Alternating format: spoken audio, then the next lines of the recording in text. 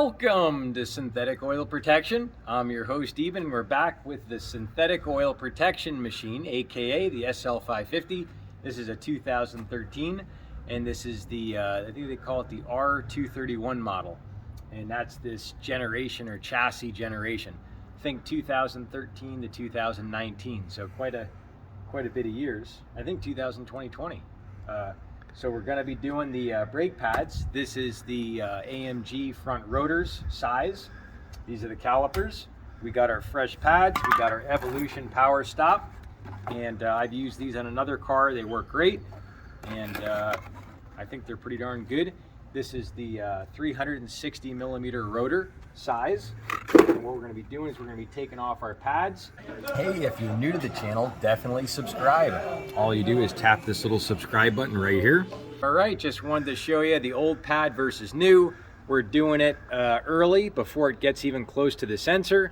And that way you don't wreck your rotors, because the rotors cost a lot more than the pads. I think the pads on this car are like 80 bucks and the rotors are like probably 800 bucks. So we're gonna do the pads way before the rotors. Step number one, we come here with our MP Metal Protector and we're gonna lubricate the back metal bolts. That's gonna make it a lot easier to take off the bolts. We're lubing up our 13/16 bolts behind the caliper. That's what holds them on.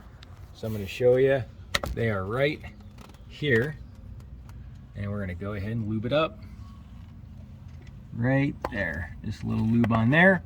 And we get the bottom bolt, which it just dripped right onto, which is perfect. And that's it, we got it all lubed up. This is a penetrating oil that drives out moisture, protects locks, mechanisms, hinges.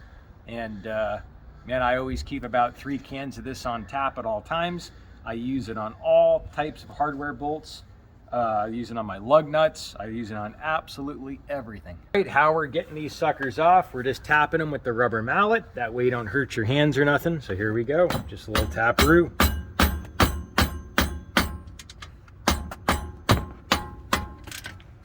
And they're on there well. If the dealership did them last time, they probably were put on with air tools. So they could be on there 100, 150 pounds of torque. So you're definitely gonna wanna get this to tap it. All right, couple subtleties. Now we're gonna loosen up these little wire connectors back here. So you're gonna see right back here, we got a little wire. We're just gonna push this back and that way it doesn't get tangled. And then we can unhook it, I think right here. And now this is gonna have some extra play.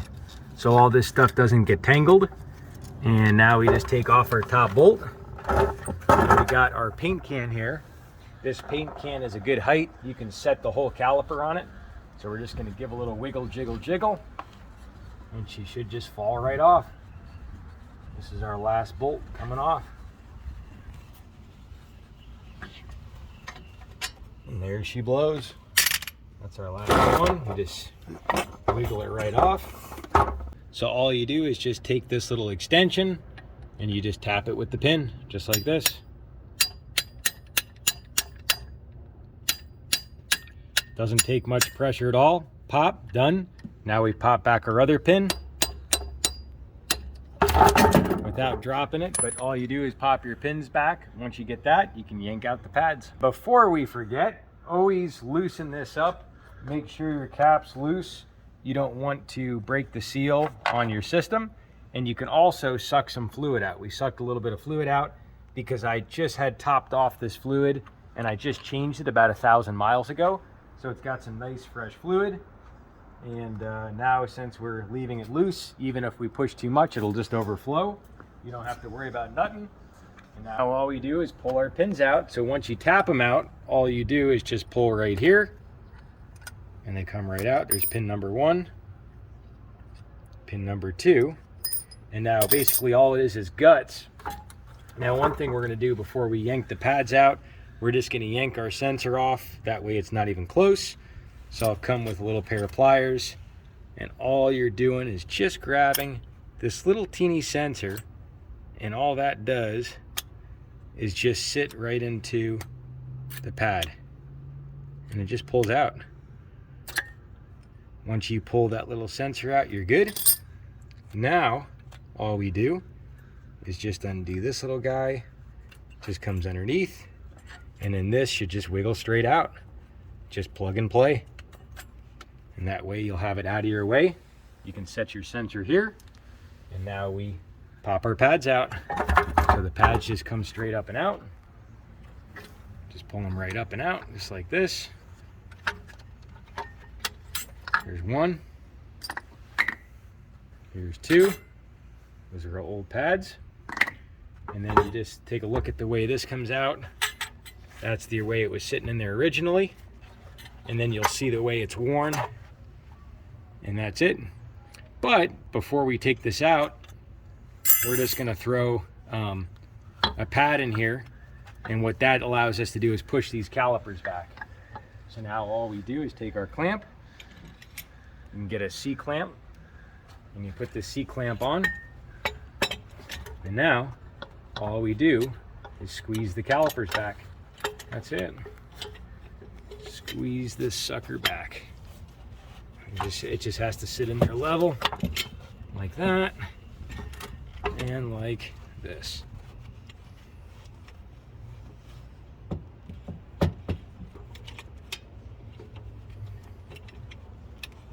that's it.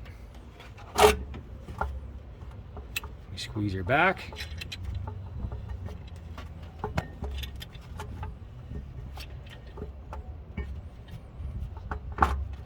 All we're doing is just pushing back the other side. So you got to push both sides back. And sometimes when you do that, it'll push the other side back again. So you might have to go back and forth twice, but all you do is just push those suckers back. A couple subtleties if you want to. You can take a little teeny pick and just pick out some of the dirt that's in these little holes. There's a little bit of, not dirt, it's just brake dust.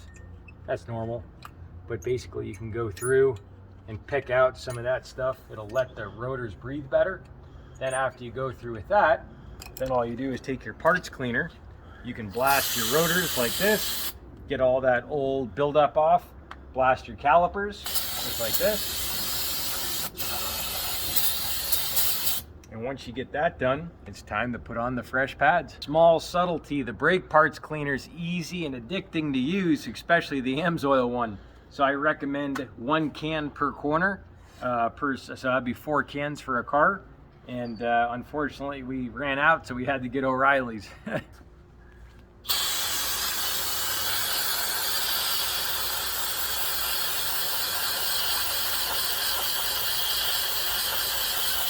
All right, we're just finalizing all our grease points. So some of the main parts are going to be your metal pins. You want to make sure your pins are all nice and greased. You just want to avoid the locking part that locks in. You don't want to get much grease on there. That way it'll hold in right here. You can avoid that. Just put your grease on the pins.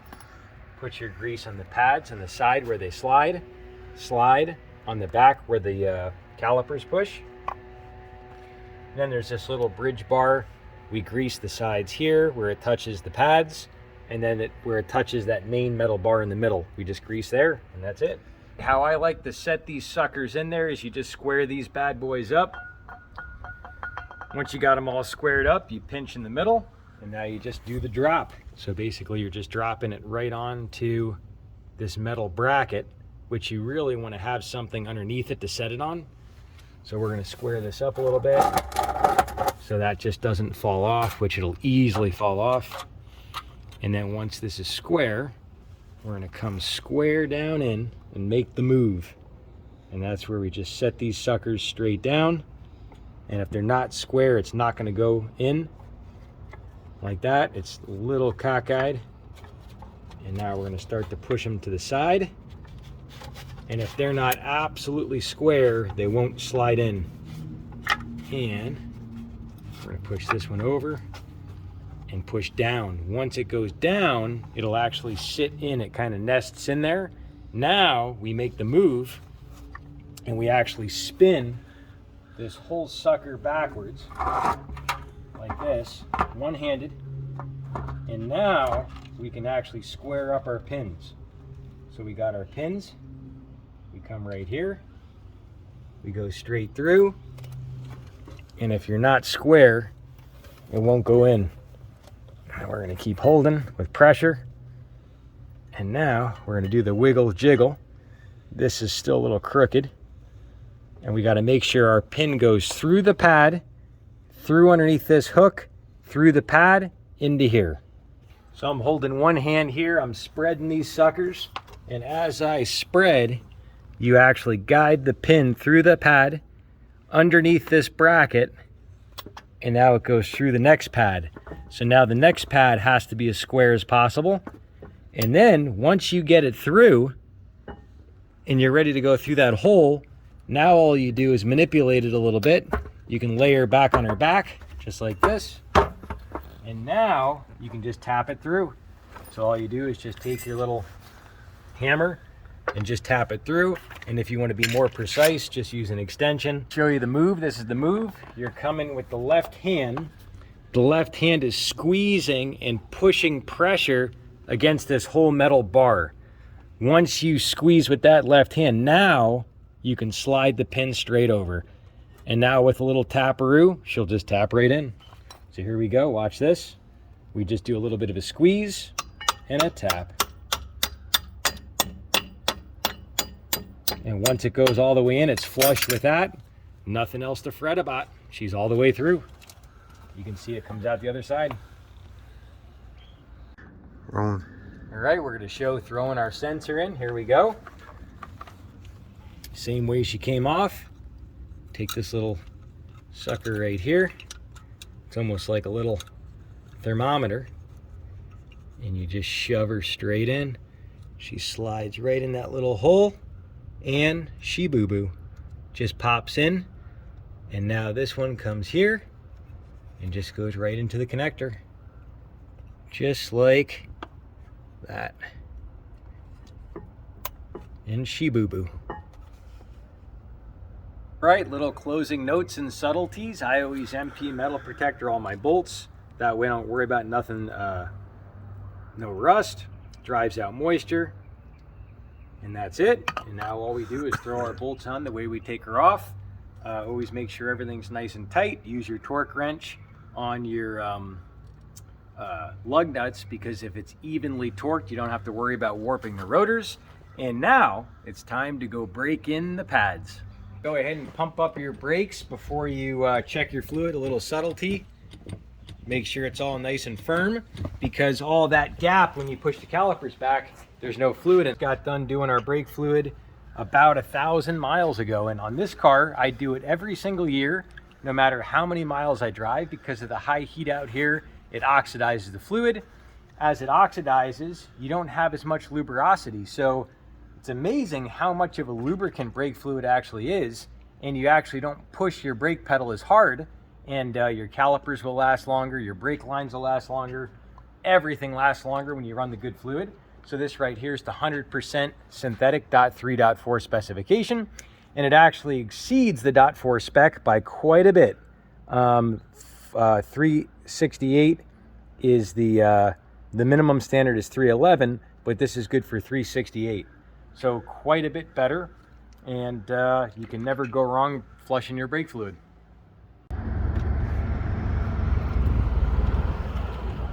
All right, it's that time to brake in our pads. So what we're going to do is we're going to do a sequence of basically 35 miles an hour down to about 5 miles an hour 5 times, and we're going to really heat soak these rotors. So here we go.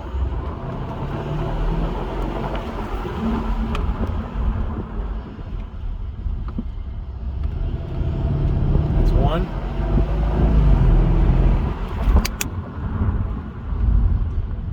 That's a 2. That's a 3. And here's 2 more. That's a 4. And here's number 5.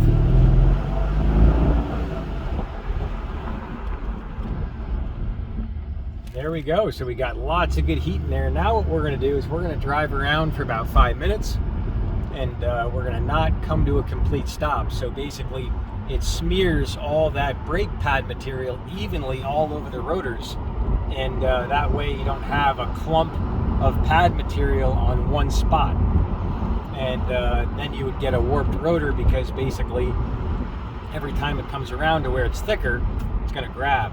So we're coming up on a stop sign. We're going to go nice and slow. We're not going to come to a stop. Just creep, and we're going to make a bunch of right-hand turns. So here we go. Now we'll go down here, and we're just going to drive around briskly, just letting the air go through the rotors and pads. And once we let these suckers cool down, we're going to come back and show you some braking power. All right, our pads are broken in. She feels amazing. Now it's time for a little 40 to 0 braking test.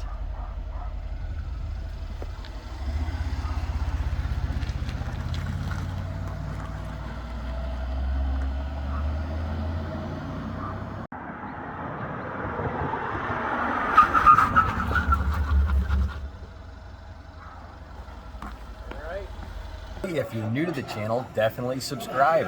All you do is tap this little subscribe button right here, and then you're going to see this notification bell. You tap that, hit all notifications. You'll get a buzz on your phone when we do a new video. We do the end of month giveaway every last Saturday of the month, so if you want to get in to win, all you do is leave a comment down below. I randomly go through and select people for the giveaway, and it really means a lot for you to being a part of the channel.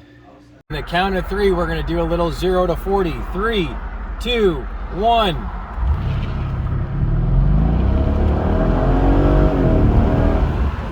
There she is.